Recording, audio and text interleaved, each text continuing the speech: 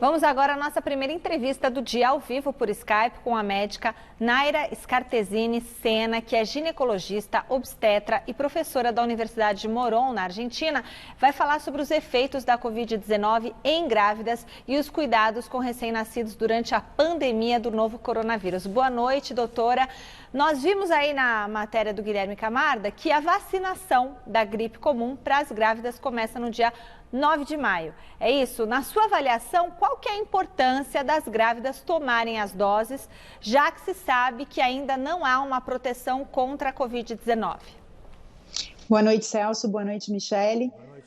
De fato, na rede pública começa no dia 9 de maio, na rede privada a gente já tem essa vacina disponível há algumas semanas.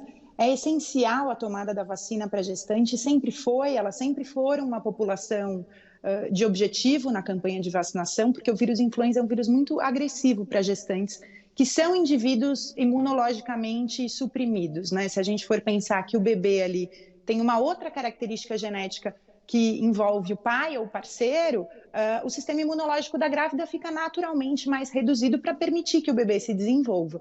E dessa forma, a gente precisa se preocupar com qualquer outra doença oportunista que possa acontecer, a influenza é uma delas. Doutora Naira, mais uma vez, boa noite. Claro que é uma doença nova, muito está se descobrindo sobre ela, então fala-se de grupo de riscos idosos ou pessoas com comorbidades, mas a gente tem visto jovens também internados.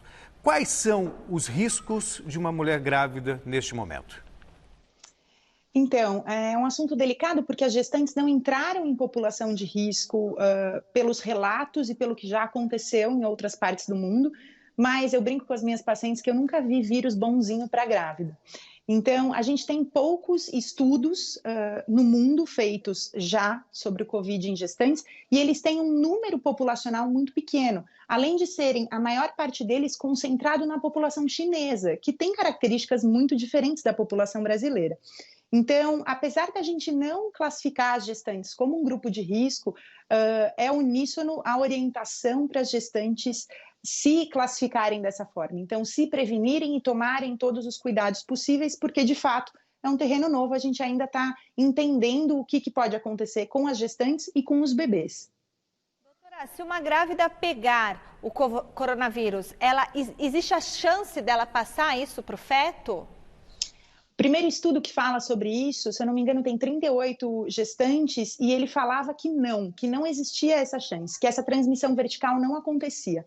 Mas depois disso, foi documentado também em estudos chineses a ocorrência de pneumonia em recém-nascidos, 2 dias, se eu não me engano, depois do nascimento, o que aventou a possibilidade dessa transmissão vertical. Então, isso não foi confirmado, mas faz com que a gente tenha mais cuidado.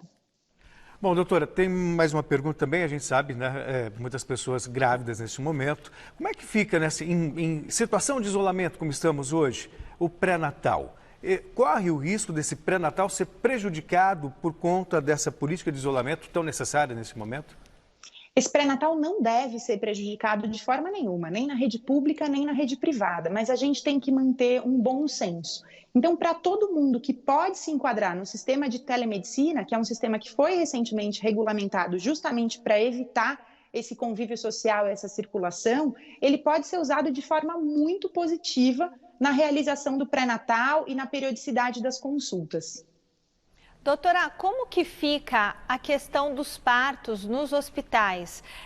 Para a mulher que está daqui a pouco para ter um bebê, ela fica super preocupada. Então, o que a senhora pode falar para essa grávida que em breve vai ter um bebê, os cuidados também que ela tem que ter, porque não vai poder receber visita, nada daquilo que se faz quando nasce um bebê, não é mesmo? Claro, o cenário é outro agora para partos, né? Então, os hospitais já têm se agilizado, os hospitais que atendem além de maternidade, outras especialidades, eles já têm se agilizado para tentar criar um fluxo separado, para que as gestantes não circulem no mesmo ambiente dos outros doentes comuns e suspeitos.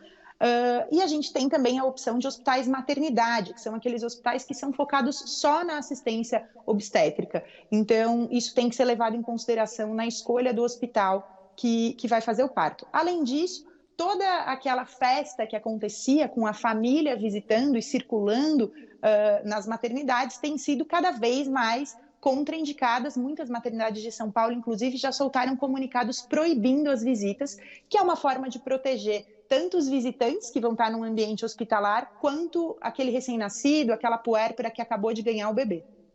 Muito obrigada, doutora Naira Scartesini Sena, médica ginecologista, obstetra, professora também lá da Universidade de Morón, na Argentina, falando com a gente aqui via Skype. Muito obrigada. Obrigado, doutora. Pela entrevista, sempre muito esclarecedora. Claro, esclarecimentos são fundamentais nesse momento de muitas dúvidas. Obrigado, doutora.